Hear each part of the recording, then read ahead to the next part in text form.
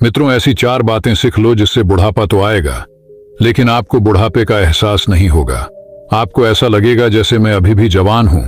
तो दोस्तों, जो समझ रहे हैं कि मैं उन्हें बेवकूफ बना रहा हूं, वो वीडियो छोड़ के अभी चले जाएं।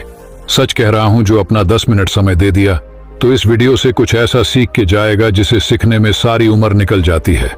दोस्तों, अगर हम इस समय जवान हैं तो भी बुढ़ापा आएगा।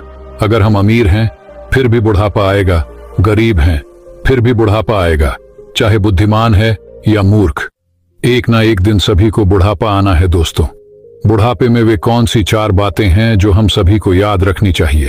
अगर हम इन 4 बातों को याद रखेंगे तो बुढ़ापे के समय हमें कोई दुख तकलीफ नहीं आएगी। तो चलिए, साथ जाता है कि होने के बाद मनुष्य चिड़चिड़ा हो जाता है वैसा इन 4 बातों को हम एक कहानी के माध्यम से समझते हैं कि आखिर बुढ़ापे की वे कौन सी 4 बातें हैं जिन्हें प्रत्येक मनुष्य को याद रखनी चाहिए। तो दोस्तों, कहानी को शुरू करने से पहले इस वीडियो को लाइक करके चैनल को सब्सक्राइब कर दीजिए और बेल वाले आइकन को ऑल पर सेलेक्ट कर लें ताकि आपको इसी तरह की बुद्धा स्टोरी मिल सके। तो चलिए शुरू करते हैं। दोस्तों, बहुत समय पहले की बात है। किसी गांव में एक व्यक्ति रहा करता था। व्यक्ति बहुत ज्यादा अमीर था। अमीर होने के कारण उसके के बहुत ज्यादा कारोबार थे और उसके कारोबार दूर दूर तक फैले हुए थे। जब उस व्यक्ति ने अपने व्यापार से बहुत सारा धन कमा लिया तो एक दिन उसके माता पिता ने अपने पुत्र से कहा, बेटा, तुमने अपने मेहनत से व्यापार तो खूब बढ़ा लिया और अपने व्यापार से धन भी काफी कमा लिया। अब हमारे घर में ईश्वर के दिया हुआ सब कुछ है, इसीलिए हम चाहते हैं कि अब तुम विवाह करके घर गृहस्थ को आगे बढ़ाओ। अब तुम्हारी विवाह योग्य उम्र भी हो चुकी है, तो इसलिए अब तुम्हें विवाह कर लेना चाहिए। अपने माता पिता के यह बात सुनकर वह लड़का कहने लगा कि अभी तो मुझे और ज्यादा पैसे कमाने हैं, अपनी जिंदगी में मुझे और ज्यादा सफलता हासिल करनी है, और आप चाहते हैं कि मैं विवाह करके घर गृहस्थी में उलझ जाऊं। नहीं पिताजी, अभी मुझे विवाह नहीं करना है। पहले जो के साथ साझा करते हैं तो आपका ऐसा करना बिल्कुल भी उचित।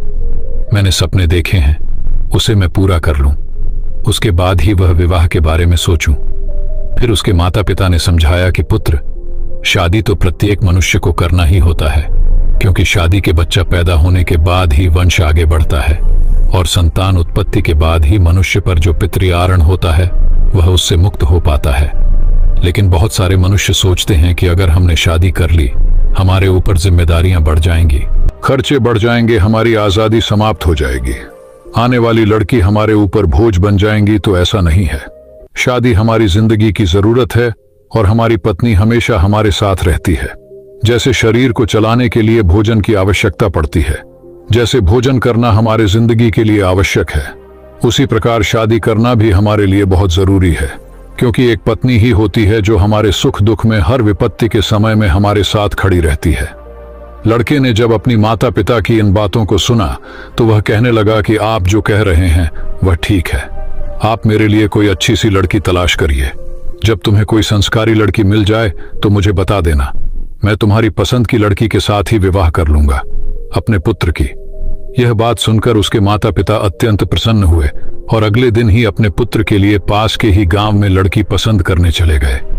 जब लड़की पसंद आ गई तो उन्होंने तुरंत पंडित जी को बुलाया और शादी का दिन तय करा लिया। रिश्ता पक्का करने के बाद लड़के के माता पिता अपने पुत्र की विवाह की तैयारी करने लगे। कुछ दिन बाद ही शादी का दिन नजदीक आ गया। उस लड़के के घर पर दूर दूर से नाते रिश्तेदार आने लग गए। लड़के के माता पिता ने खूब धूमधाम से अपने पुत्र का विवाह किया और एक नई बहू को लेकर अपने घर में आ गए। सुंदर और संस्कारी पत्नी पाकर लड़का बहुत प्रसन्न था। साथ में लड़के के माता पिता भी बहुत खुश थे। इस प्रकार अपने पुत्र और बहू के साथ वह दंपति अपना जीवन गुजारने लगा। धीरे धीरे करके समय बीतने लगा और समय बीतने के साथ जो लड़के के माता पिता थे उनकी उम्र ढलने लगी। समय के साथ वे दोनों बूढ़े होने लगे। फिर लड़के के माता पिता ने अपने लड़के और बहू को पास बुलाया और उनसे कहने लगे, बेटा, आज जो बातें हम तुम्हें बताएंगे वो बातें तुम्हारी जिंदगी में हमेशा काम आएंगे, इसलिए इन बात को बड़े ध्यान से सुनना। और ऐसा कहकर उन्होंने बताना शुरू किया कि तुम्हारे सामने जीवन में कैसी भी परिस्थिति आए, हमारी इन बातों को कभी मत भूलना। तुम दोनों एक दूसरे के साथ सदैव साथ रहना और किसी भी परिस्थिति में एक दूसरे के साथ कभी विश्वासघात मत करना। कोई ऐसा कार्य मत करना जिससे दूसरों के लिए तकलीफ पहुंचे, और आप लोगों से जितना भी हो सके सदा दूसरों को मदद ही करना, क्योंकि मदद करने से कभी कोई गरीब नहीं होता, बल्कि जो मदद करता है वह और ऊंचाइयों पर पहुंचता है। जब उस लड़के ने और उसकी पत्नी ने सास ससुर की इन बातों को सुना तो वे दोनों कहने लगे कि आप लोग चिंता ना करें, हम आपके बताए हुए मार्ग पर ही चलेंगे और हम दोनों पति पत्नी आपके सिद्धांत पर ही चलते हुए अपना जीवन व्यतीत करेंगे और आपको कोई शिकायत का मौका नहीं देंगे। मित्रों, कहानी में अभी भी आप बने हैं तो आप कमेंट में नमो बुद्धाय लिख दीजिए, जिससे मुझे यह पता लगे कि सब लोग मूर्ख नहीं होते हैं। तो दोस्तों, इस प्रकार वे सभी लोग मिलजुल कर अपना जीवन व्यतीत करने लगे। धीरे धीरे समय बीतता चला गया। वह लड़का और ज्यादा अमीर होता चला गया। समय के साथ उसकी माता पिता अब पूरी तरह से बूढ़े हो चुके थे। बाल सफेद हो गए थे, शरीर दुबला पतला हो गया था और जैसा अक्सर देखा ही उनका स्वभाव हो गया था। लड़के के माता पिता भी बूढ़े होने के कारण सारा दिन तरह तरह की बातें करते रहते थे। उनका यह व्यवहार लड़के की पत्नी को रास नहीं आता था और वे नाराज हो जाती थीं। उसकी नाराजगी के कारण था कि उसके सास ससुर बार बार किसी न किसी बात को लेकर उसे झगड़ने लग जाते थे। ऐसे में जब उसका पति शाम को घर आता तो वह उसे बताती कि आपके माता पिता रोज किसी न किसी बात को लेकर मुझसे झगड़ा करते हैं। अगर तुम्हारी माता पिता की ऐसे ही हरकत रही तो मैं एक दिन इस घर को छोड़कर तुम्हें छोड़कर अपने पिता के घर चली जाऊंगी। पत्नी की ऐसी बातें सुनकर लड़का अपने माता पिता को समझाता है कि आप अपने बहू के साथ ऐसा व्यवहार क्यों करते हो। तो वह लड़के से कहते हैं कि झगड़ा हम नहीं बल्कि तुम्हारी पत्नी करती है, वही हमसे लड़ती है।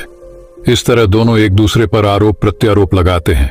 किसी तरह लड़का दोनों को समझाता है, लेकिन माता पिता तो बूढ़े हो चुके थे।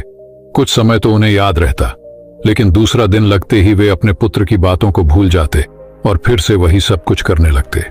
कुछ दिन जब ऐसा ही चलता रहा तो घर के इन लड़ाई झगड़ों से वह लड़का बहुत ज्यादा परेशान रहने लगा और साथ में उसकी पत्नी भी रोज रोज की लड़ाई झगड़ों से तंग आ चुकी थी। कुछ दिन तो उसने अपनी सास ससुर की इस व्यवहार को बर्दाश्त किया, लेकिन जब उसकी सहन शक्ति जवाब देने लगी तो एक दिन वह लड़की अपने पति और ससुराल को छोड़कर अपने मायके यानी पिता के घर चली आई। जब लड़की के माता पिता ने अपनी पुत्री को अकेला आता हुआ देखा तो लड़की के माता पिता ने पूछा, बेटी क्या बात, तुम अकेले ही कैसे आ गई और तुम्हारे साथ दामाद जी क्यों नहीं आए। तब उस लड़की ने पूरी घटना अपने माता पिता को कह सुनाई। लड़की के मुख से यह बातें सुनकर पिता कहने लगे कि इस बारे में तुम्हें दामाद जी से बात करनी चाहिए थी। अपने पिता की यह बात सुनकर वह लड़की कहने लगी कि मैंने उनसे कहा था, उन्हें भी सारी बातें बताई थी, उन्होंने भी अपने माता पिता को समझाया था, लेकिन वे किसी की नहीं सुनते। उनके ऊपर किसी के समझाने का कोई फर्क नहीं पड़ता। कुछ समय तक तो वे ठीक रहते हैं, फिर वही लड़ाई झगड़ा। इस रोज रोज की लड़ाई झगड़े से मेरा जीवन नरक हो गया है और दिन प्रतिदिन मेरी जिंदगी खराब होती जा रही है। आज मैं अपनी ससुराल से यह निर्णय करके आई हूं कि जब तक वे दोनों बूढ़े उस घर में हैं तब तक मैं ससुराल नहीं जाऊंगी और तब तक मैं तुम्हारे पास ही रहूंगी। अपनी पुत्री की यह वचन सुनकर उस लड़की के माता पिता ने कहा, बेटी, किसी भी लड़की का अपने पिता के घर में गुजारा नहीं होता है। जब तक लड़की का विवाह नहीं होता तब तक उसकी माता पिता का घर है, उसका घर होता है, लेकिन जब उसका विवाह हो जाता है तब उसका ससुर ससुराल ही उसका असली घर होता है। इसलिए बेटी, जाओ अपने ससुराल में दोहक तकलीफ झेलते हुए अपना जीवन यापन करो। मनुष्य की जिंदगी में तो दुख तकलीफें आती रहती हैं, हमें उनसे घबराना नहीं चाहिए और अपने दुख तकलीफों को झेलते हुए हमें अपनी जिंदगी में आगे बढ़ाते रहना चाहिए। और तुम अपने सास ससुर को तो जाने ही दो, वे लोग बूढ़े हो चुके हैं और बूढ़े लोग तो कुछ भी कह सकते हैं, उनकी बातों पर तुम्हें ध्यान नहीं देना चाहिए। भी लड़की कहने लगी कि आपकी बातों से तो मैं सहमत हूं, लेकिन कहां तक बर्दाश्त करूं। वे लोग मुझसे समय पर भोजन मांगते हैं, समय पर किसी कार्य को करने को कहते और मैं नहीं करती तो मेरी गलती थी। मैं उनका हर काम समय पर करती हूं, फिर भी वे लोग मुझे भला बुरा कहते हैं और मुझे तरह तरह के ताने देकर प्रताड़ित करते हैं। यही नहीं, मेरे बारे में लोगों से तरह तरह की बातें करते हैं।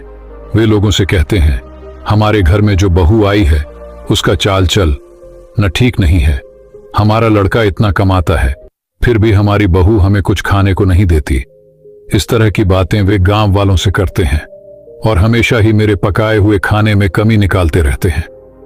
लोगों से कहते हैं कि हमारी बहू को तो खाना भी बनाना नहीं आता, और हम लोगों को समय पर भोजन भी नहीं देती हैं।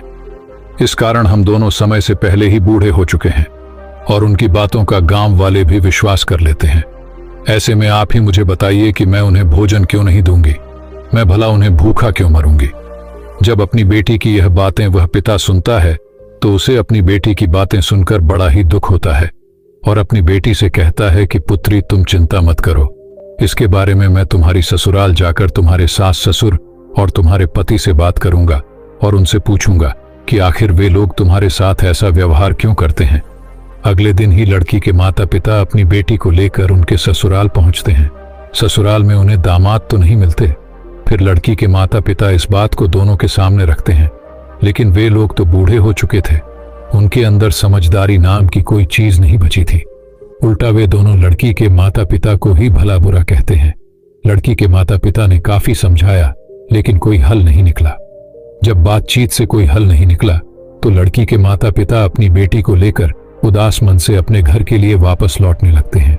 जब वे वापस लौट रहे थे तो उन्हें रास्ते में एक व्यक्ति दिखाई देता है जिनके एक हाथ में कमंडल था और उनके बड़े बाल बिल्कुल सफेद और लंबीदार रही थी और मुख पर एक अलग ही तेज थी। जब लड़की के माता पिता उस व्यक्ति के पास पहुंचते हैं तो उन्हें मालूम पड़ता है कि वह एक सिद्ध सन्यासी हैं। उनके चेहरे पर एक अलग ही तेज आभा थी। उनके तेज को देखकर लड़की के माता पिता उन्हें प्रणाम करते हैं और उनके चरणों के पास जाकर बैठ गए। जब साधु महाराज ने पूछा, पुत्र, कोई परेशानी है क्या? तब लड़की के पिता कहने लगा, हाँ महाराज, मैं बहुत परेशानी में हूं। मुझे कुछ समझ नहीं आ रहा कि क्या करना चाहिए। फिर साधु महाराज कहने लगे, बच्चा, तुम्हें जो भी परेशानी है मुझे साफ साफ बताओ, मैं तुम्हारी परेशानी का कोई ना कोई जरूर समाधान कर दूंगा। वह लड़की के पिता कहने लगा, गुरुदेव, कुछ साल पहले मैं अपनी बेटी की शादी बगल के गांव में करी थी, जिसे घर में मैंने अपनी बेटी के रिश्ता किया था। वे लोग बहुत ही अमीर हैं। जिस लड़के से मैंने अपनी पुत्री का विवाह किया था वह तो ठीक है, लेकिन उसके माता पिता कुछ ठीक नहीं है। वे बूढ़े हो चुके हैं और बूढ़े होने के कारण मेरी बेटी को तंग करते हैं, परेशान करते हैं और मेरी बेटी की गांव वालों के सामने उल्टी सीधी बातें करते हैं, जिसके कारण मेरी बेटी ससुराल छोड़कर मेरे पास लौट आई है और मेरे पास रहने की जिद पर अड़ी हुई है। अब ऐसे में आप ही बताइए कि कोई भी पिता अपनी शादीशुदा बेटी का जीवन भला कैसे कतबा सकता है। लड़की के पिता की ऐसी बातों को सुनकर वह सिद्ध सन्यासी कहने लगे कि यदि ऐसी बात है तो तू मुझे उन लोगों के पास ले चलो। मैं उन्हें कुछ शिक्षा दूंगा, मैं उन्हें कुछ बातें बताऊंगा। यदि मैंने बताई बातें उनकी समझ में आ गई और उन्होंने अपने जीवन में उतार दिया तो उन बातों से आपकी बेटी भी हमेशा खुश रहेंगी और वे लोग भी सदैव प्रसन्न रहेंगे, क्योंकि उन्हें कभी किसी ने नहीं बताया कि बुढ़ापे में यह 4 बातें सदैव याद रखनी चाहिए। इसी कारण से उनकी यह दुर्दशा हो रही है और उसके साथ ही तुम्हारी बेटी और दामाद को भी मुसीबतों का सामना करना पड़ रहा है। जब लड़की के माता पिता ने सिद्ध सन्यास के इन बातों को सुना तो वे प्रसन्न हो गए और साधु महाराज को अपने साथ लेकर बेटी के ससुराल की ओर चल दिए। जब समधी के घर पहुंचे तो साधु महाराज ने लड़की के माता पिता और उस लड़की को घर के दरवाजे पर रुकने का इशारा किया और स्वयं घर के अंदर प्रवेश कर गए। घर के अंदर दोनों बूढ़े बैठे हुए थे। जब लड़की के माता पिता ने साधु महाराज को देखा तो दोनों खड़े हो गए और साधु महाराज को बैठने के लिए आसन दिया। फिर उस लड़के के माता पिता ने सिद्ध सन्यासी से खाने पीने के बारे में पूछा। उस साधु महाराज ने कहा कि मैं आप लोगों के घर पर जी भर के खाऊंगा, लेकिन उससे पहले तुम्हें मेरा एक काम करना पड़ेगा। सन्यासी की बात सुनकर वे दोनों बुजुर्ग व्यक्ति कहने लगे कि आपके हम सभी बात मान लिए तैयार है, लेकिन पहले आप भोजन कर लीजिए। सिद्ध सन्यासी ने कहा, नहीं, पहले तुम मेरी बात को सुनो, उसके बाद ही आप अपने घर का भोजन मुझे करवाना। उसके बाद साधु महाराज कहने लगे कि मैंने सुना है कि आप लोग बूढ़े हो चुके हो और बूढ़े होने के कारण आप अपनी बहू को परेशान करते हो, साथ में आपकी बहू भी तुम्हें परेशान करती है। साधु महाराज की यह बात सुनकर दोनों पति पत्नी कहने लगे कि गुरुदेव, आपने ठीक सुना है, हम दोनों तो बूढ़े हो चुके हैं और हमारी बहू हमारी कद्र नहीं करती है और हमेशा हम लोगों को परेशान करती रहती है। उसे पता नहीं है कि जैसे आज हम बूढ़े हैं वैसे ही कुछ समय बाद उस पर भी बुढ़ापा आएगा, और ये सब जानते भी वे हम दोनों को बहुत ज्यादा परेशान करती है। तभी साधु महाराज कहते हैं कि तुम चिंता मत करो, मैं तुम्हारी सभी परेशानियों को समाप्त कर दूंगा, लेकिन उसके लिए तुम्हें मेरी 4 बातें माननी होगी। यदि तुमने ये 4 बातें मेरी मान ली, तुमने अपने जीवन में उतार लिया, फिर देखना आपका बुढ़ापा कितने सुख से कटता है। मैं आपको आपके सुखी जीवन के लिए 4 बातें बता रहा हूं, जिससे आप अपने जीवन में अपनाकर हमेशा खुश रहेंगे और कभी भी आपकी बहू या बेटा आपको परेशान नहीं करेंगे। इतना कहने के बाद उन्होंने बताना शुरू कर दिया कि सबसे पहली बात है कि आप बोलते समय अपनी बातों पर ध्यान दें, अपनी वाणी पर ध्यान दें, क्योंकि आपकी वाणी में इतनी शक्ति है जो कि आप अपनी वाणी से किसी का भी दिल जीत सकते हैं और आप अपने वाणी से किसी को भी चोट पहुंचा सकते हैं। इसीलिए तुम्हें अपनी बातों पर ध्यान देनी चाहिए। मान लो, अगर आप मुझसे बात कर रहे हैं, मुझसे बात करने का तरीका आपका कैसा है? अगर आपका बात करने का तरीका मुझे ठीक लगेगा तो मैं आपसे जुड़ जाऊंगा। यदि आपका बात करने का तरीका मुझे ठीक नहीं लगेगा तो मैं हमेशा के लिए आप लोगों से जुदा हो जाऊंगा। इसीलिए मैं यह बताना चाहता हूं कि आप अपनी बातों पर ध्यान दें, क्योंकि बोलने से पहले हर बार सोच लेनी चाहिए कि मैं जो बात बोल रहा हूं उससे अगले व्यक्ति को क्या नुकसान पहुंचने वाला है, या फिर उन बातों से सामने वाले को क्या फायदा होने वाला है। उसी के अनुरूप दूसरों के सामने हमें अपनी बातों को रखना चाहिए। मैं जानता हूं कि मनुष्य जब बूढ़ा हो जाते हैं तो इंसान के शरीर में तरह तरह की बीमारियां होती हैं। वह बोलता तो ठीक है, लेकिन उन्हें पता ही नहीं चलता है कि मैं क्या बोलता है। लेकिन आप अपनी बातों पर हमेशा ध्यान दें कि हम लोगों से बातें करें। जब दोनों दंपति ने साधु महाराज की इस बातों को सुना तो दोनों कहने लगे, गुरुदेव ठीक है, आज से हम दोनों पति पत्नी अपनी बातों पर ध्यान देंगे, लेकिन दूसरी कौन सी बातें हैं वह भी हमें बताइए। तब साधु महाराज कहने लगे कि उचित समय पर ही हमें कोई वस्तु को मांगना चाहिए। जैसे अगर आपको भूख लगी है और उस समय आपकी बहू खाना बना रही है, यदि उस समय आपने भोजन मांगा तो वह भोजन कहां से दे पाएगी? उस समय तो भोजन बनाया जा रहा है। मान लो अगर आपकी बहू किसी समय स्नान कर रही है और उस समय आप किसी वस्तु की मांग कर रहे हैं, किसी सामान को मांग रहे हैं, तो वह उस अवस्था में उस वस्तु को देने के लिए आपके पास तो नहीं आ सकती और आप उन बातों को लेकर उससे झगड़ने लगे तो आपका ही व्यवहार ठीक नहीं है। आपको यह समझना होगा कि बुढ़ापे में और जवानी में अंतर होता है। जवानी में हम दूसरों के लिए कमाते हैं, इस कारण दूसरों पर हमारा अधिकार होता है। जवानी में हम अपने आप में होते हैं। जवानी में हम जो भी मांगते हैं वही हमें मिलता है। लेकिन बुढ़ापे में हम दूसरों के सहारे हो जाते हैं और दूसरा व्यक्ति पहले अपने काम करेगा और काम समाप्त होने के बाद वह उस वस्तु को हमारे पास लेकर आएगा। इसलिए हमें धैर्य बनाए रखना चाहिए। ऐसा नहीं है कि हमने अपने जबान से किसी बात को निकाला और तत्काल वह हमारे सामने आ जाए, कभी नहीं हो सकता। और यह भी ध्यान रखें कि अगर बहू कहीं पर गई हुई है या किसी काम में व्यस्त है और आप लोगों की आवाज उसके कानों में नहीं पड़ रही है और ऐसे में आप अपनी बहू से किसी वस्तु की मांग कर रहे हैं, तो समय आपके पास उस वस्तु को कैसे पहुंचाएगी? या उसकी तबीयत खराब है और उसकी तबीयत इतनी ज्यादा खराब है कि वह बिस्तर से भी उठ नहीं सकती, और ऐसे में आप किसी वस्तु को अपनी बहू से मांगते हैं, तो ऐसी स्थिति में वह उस वस्तु को आप लोगों के पास कैसे लेकर आएगी? और आप लोग इन बातों को लेकर अपनी बहू से नाराज हो जाते हो कि आपकी बहुत हो, आपकी बातों को सुनते ही नहीं। यह गलत बात है। आप लोगों को देखना चाहिए कि आपकी बहू आपकी आवाजों को सुन भी पा रही है या नहीं, और जिस समय आप किसी वस्तु की मांग कर रहे हैं उस समय आपकी बहू कहां पर है, और जो भी सामग्री आप उससे मांग रहे हो क्या वह सामग्री आपके घर में उपलब्ध है भी या नहीं है। कि दूसरी बात को सुनकर वे दोनों बुजुर्ग व्यक्ति कहने लगे कि साधु महाराज, हम लोग समझ चुके हैं कि हम लोग कितने गलत थे। तभी वह सन्यासी कहते हैं कि अभी मेरी बात समाप्त नहीं हुई है, अब मेरी तीसरी भी बात सुनो। उन्होंने आगे कहना शुरू किया कि खाना बिगड़ जाने पर चिढ़ना नहीं चाहिए। मान लो आपकी बहू खाना बना रही है और उसका ध्यान कहीं और चला गया, क्योंकि घर की रस्ती में बहुत सारे कार्य होते हैं। ऐसे में खाना बनाते समय नमक कम या ज्यादा हो गया, मिर्च कम या ज्यादा हो गई, या रोटी जल गई और उसने वह भोजन आपके सामने परोस दिया।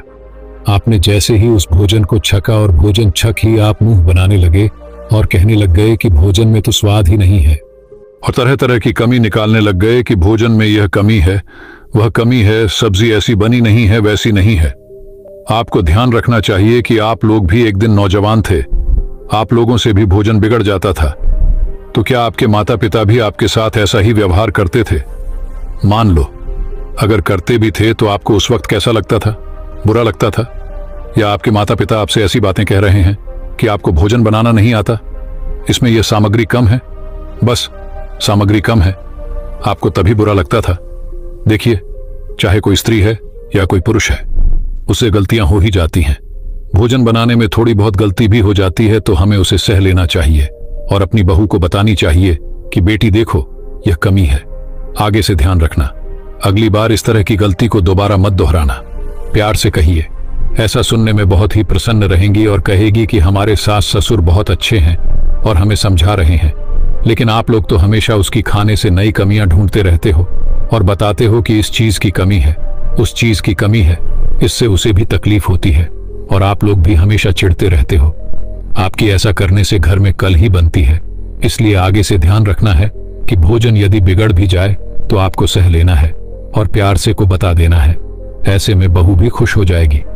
सन्यासी की यह सारी बातें सुनकर वे दोनों पति पत्नी कहते हैं, गुरुदेव, इन तीनों बातों को तो हम अच्छे से समझ गए हैं, लेकिन वह चौथी बात क्या है जिसे आप हमें बताना चाहते थे? कृपया वह चौथी बात भी हमें बताइए। तब साधु महाराज कहते हैं, थोड़ा धीरज रखो, मैं चौथी बात भी बताऊंगा।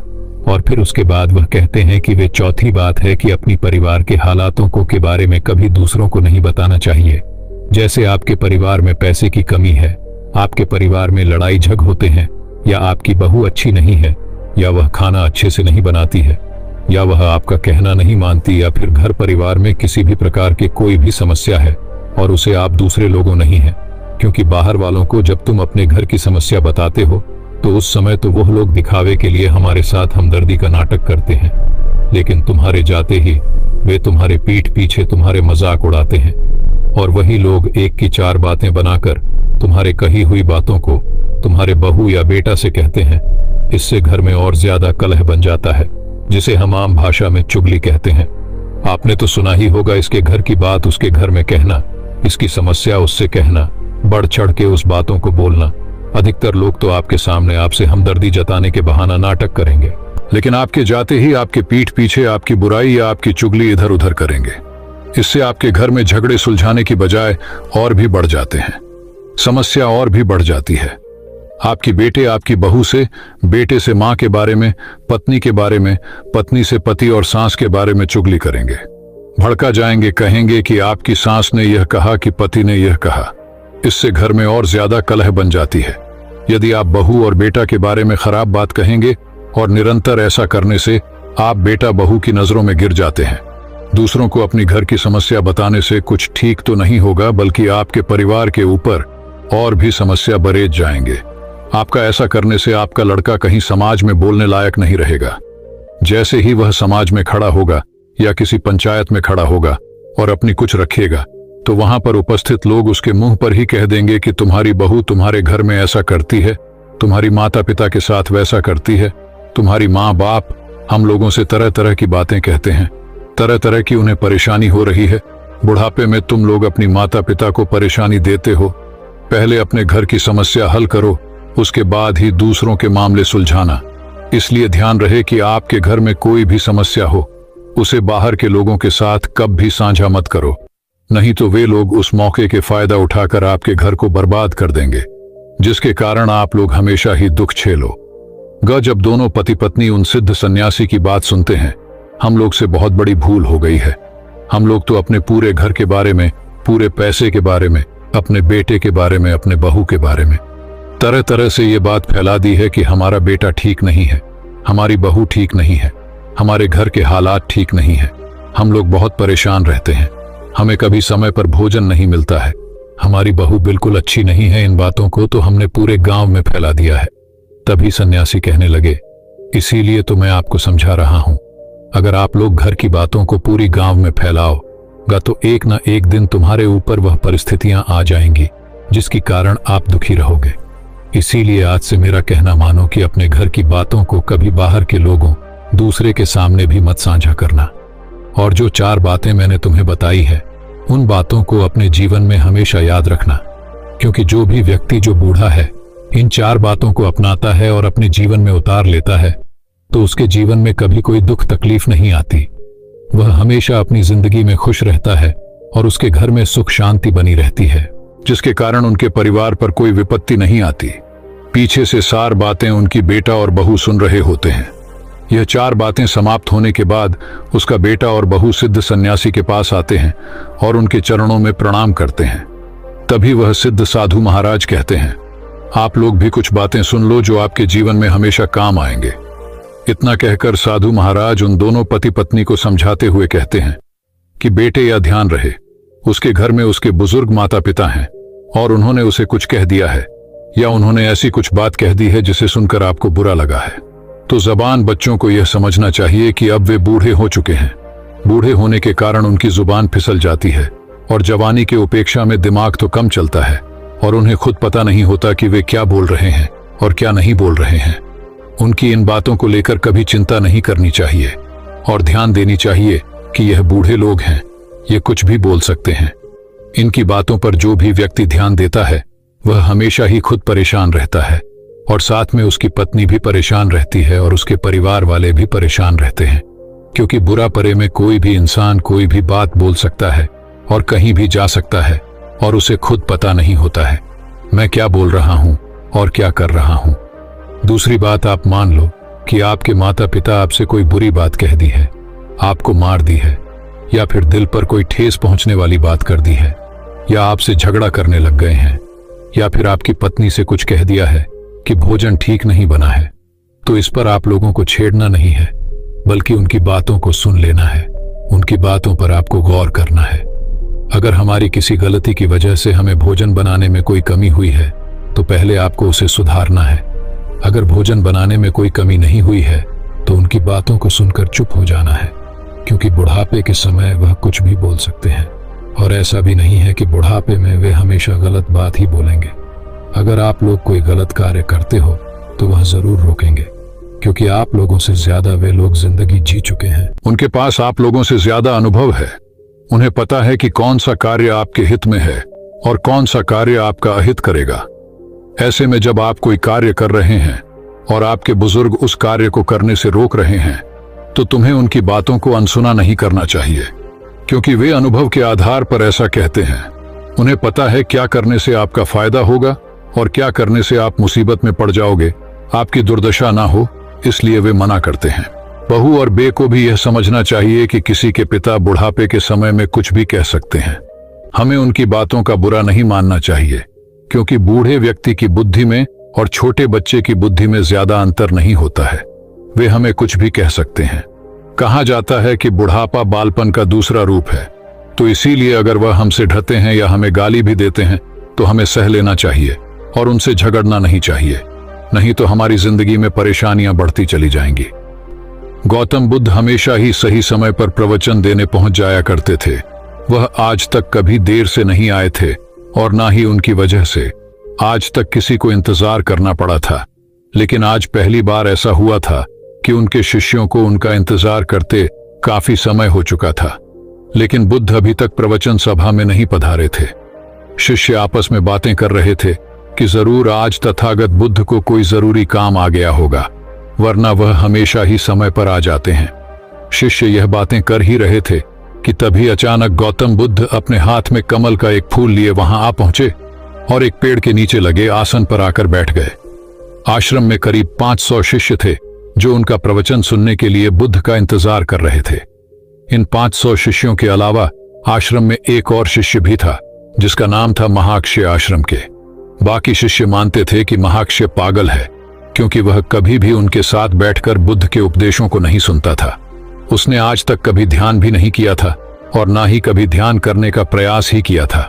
वह बस पूरे दिन चुपचाप किसी पागल की तरह आश्रम के एक पेड़ के नीचे बैठा रहता।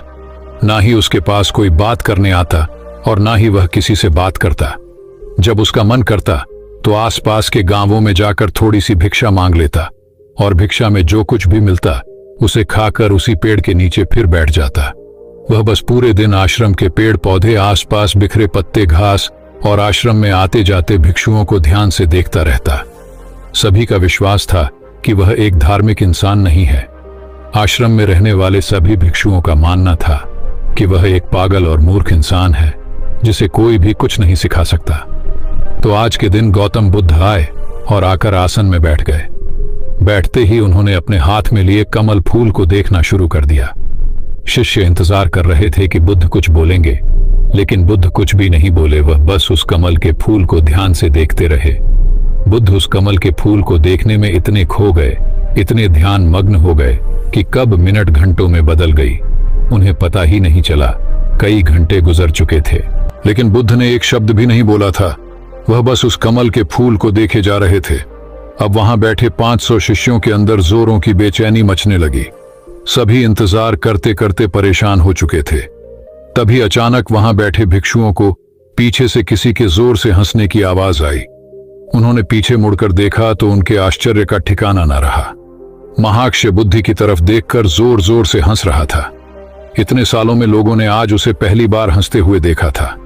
इससे पहले वह कभी ना हंसा था। वह भी इतनी अद्भुत हंसी लग रहा था, मानो सारा ब्रह्मांड उसके साथ हंस रहा हो। उसकी भयंकर हंसी पूरे आश्रम में गूंज रही थी और वह बस हंसे जा रहा था। भिक्षुओं ने बुद्धि की तरफ देखा। वह अभी भी उस कमल के फूल को ही देख रहे थे और उनकी आंखों से आंसुओं की धारा बह जा रही थी। थोड़ी देर बाद महाक्ष्य ने हंसना बंद कर दिया। उसके बाद बुद्ध ने अपनी नजर कमल के फूल से हटाई और वहां बैठे भिक्षुओं की तरफ देखकर कहा, मैं जो कुछ भी तुम्हें शब्दों के माध्यम से दे सकता था, मैंने वह सब तुम्हें पहले ही दे दिया है। लेकिन जो शब्दों के माध्यम से नहीं दिया जा सकता, वह मैंने महाक्षेप को दे दिया है। और यहां से शुरुआत होती है। जिनकी जिन एक संस्कृत का शब्द है जिसका मतलब होता है ध्यान। गौतम बुद्ध ने दुनिया को ध्यान सिखाया और फिर बौद्ध धर्म इस ध्यान को चाइना ले गए, जहां इसे जिन कहा जाने लगा। फिर चाइना से होते हुए यह जिन परंपरा जापान, कोरिया और दक्षिण पूर्व एशिया के कई देशों में फैल गई। जिन आत्मज्ञान प्राप्त करने का एक बहुत ही अजीब लेकिन अद्भुत तरीका है, क्योंकि इसमें किसी भी तरह की कोई बाधा, कोई बंधन नहीं है। क्योंकि इस परंपरा का ना तो कोई निश्चित विज्ञान है, ना कोई शिक्षाएं, ना कोई ग्राह और ना ही कोई निश्चित अभ्यास करने की विधि। बस आपको अपनी आंखें बंद करके बैठ जाना है और इंतजार करना है। फिर यह घटना आज नहीं तो कल आपके अंदर घटी जाएगी। जिन परंपरा में ध्यान करने का कोई निश्चित तरीका नहीं है। इसमें बस आपको जागरूक होकर यह देखना होता है कि आपके दिमाग में किस तरह के विचार उठ रहे हैं, लेकिन आपको उन विचारों में उलझना नहीं है, बस उन्हें देखना है। एक विचार उठेगा और फिर वह अपने आप गायब भी हो जाएगा। बस आपको उन्हें पूरी जागरूक के साथ देखते रहना है। जब आप मन में उठने वाले किसी एक विचार का निरीक्षण पूरी जागरूकता के साथ करते हैं और फिर जब वह विचार आपके मन से गायब हो जाता है, बस आपको उन्हें पूरी जागरूक के साथ देखते रहना है। जब आप मन में उठने वाले किसी एक विचार का निरीक्षण पूरी जागरूकता के साथ करते हैं और फिर जब वह विचार आपके मन से गायब हो जाता है और आप दूसरे विचार के निरीक्षण के लिए तैयार होते हैं, तो आप पाएंगे कि दूसरा विचार उतनी तेजी और जल्दी से नहीं उठा। ऐसा इसलिए होता है क्योंकि जब आप अपने मन के विचारों पर ध्यान देना शुरू कर देते हैं, तो हमारे मन की भागदौड़ कम हो जाती है और मन शांत होने लगता है। और फिर एक ऐसी अवस्था भी आती है जब हमारा मन विचार मुक्त हो जाता है। मन में कोई विचार नहीं होते। दो विचारों के बीच की यही विचारहीनता ही सच्ची चेतना कहलाती है। शुरुआत में इस विचारहीनता का समय ज्यादा लंबा नहीं होता। यह ज्यादा से ज्यादा 8 से 10 सेकंड का ही होता है, क्योंकि हमारे दिमाग को सालों से लगातार सोचने की आदत पड़ चुकी है। लेकिन अगर हम लगातार प्रयास करते रहे तो धीरे धीरे विचारहीनता का यह समय भी लंबा होता चला जाएगा। और यह समय जितना लंबा होगा उतना ही हम जिन को समझ पाएंगे, ध्यान को समझ पाएंगे और उतना ही हम खुद के और करीब होते चले जाएंगे। आप पूरे सब्र के साथ वीडियो में अंत तक बने रहे। इससे यह साबित होता है कि आप साहसी व्यक्ति हैं। साथ ही इसके लिए मैं आपका पूरे दिल से धन्यवाद देता हूं मित्रों। इस चैनल पर इसी तरह के वीडियो आपको मिलेंगे और हैं कल इससे यह भी ज्यादा ज्ञानवर्धक वीडियो आ रही है, इसलिए चैनल को सब्सक्राइब कर लें। धन्यवाद।